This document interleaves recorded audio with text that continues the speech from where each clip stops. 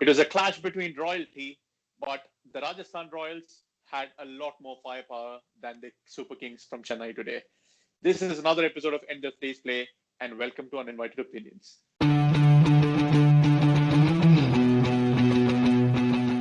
So, Nags, looking at the CSK, it looks like they've brought a load of swords to a gunfight.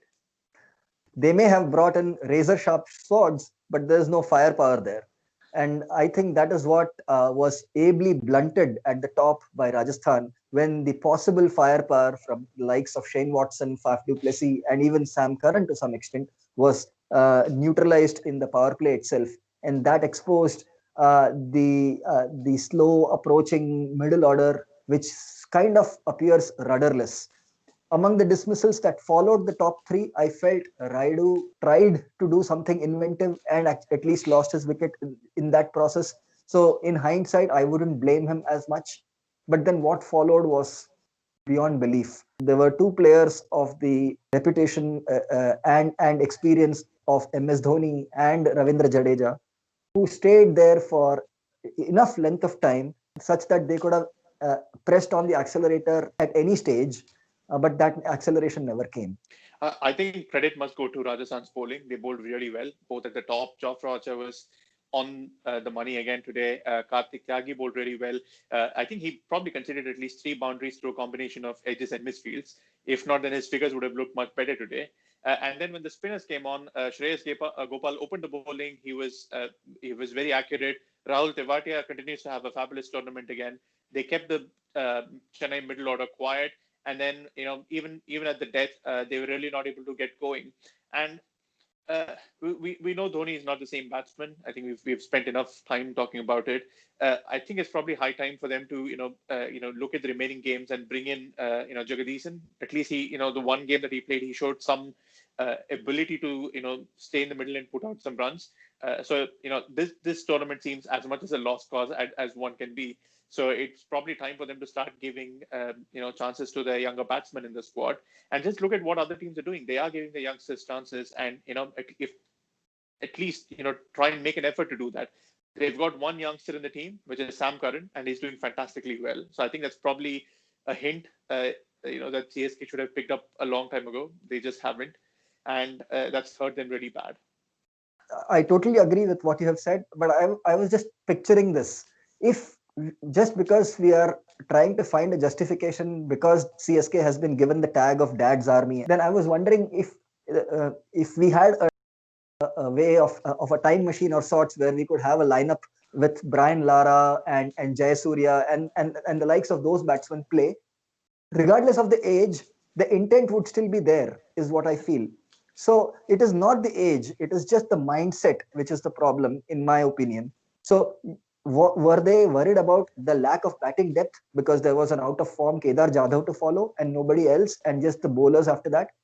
But then it's better to take the chance than actually let it slip away slowly like this. I think it's just probably we've discussed this in the past, but it's probably time for a change in personnel within the squad, change in ideas as well. And I think that's something this season is as good as lost for them.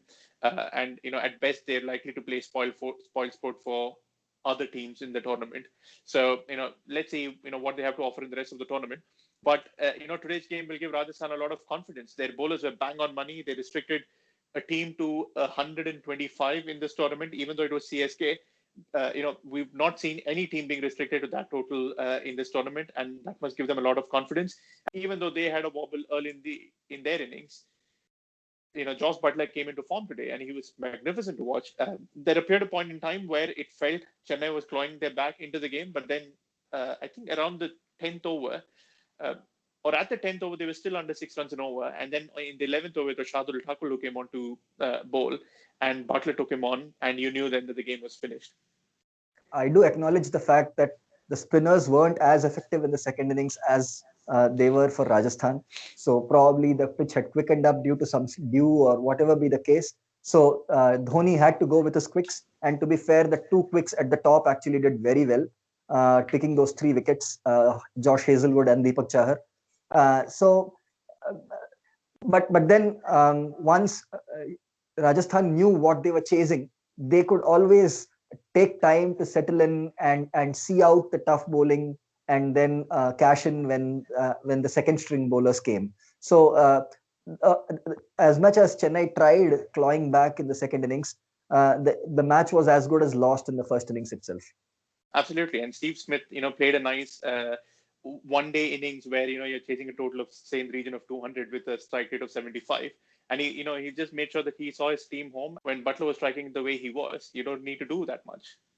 So do you disagree with the commentator's choice with Butler as a player of the match? Not at all. I don't know.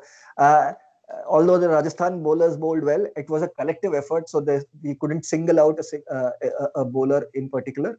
So and then looking at the way Butler dug them out of a very precarious situation and took the intent, showed the intent, and took the bowling on. No one else other than Butler in my books. Yeah. Looking at tomorrow's game, so it's between the Kings 11 Punjab and the Delhi Capitals. Punjab coming off that fabulous win in the Super Overs yesterday, and Delhi Capitals also, winning over the weekend. So both teams coming in on the back of some form. Do you expect Punjab to spring a surprise tomorrow?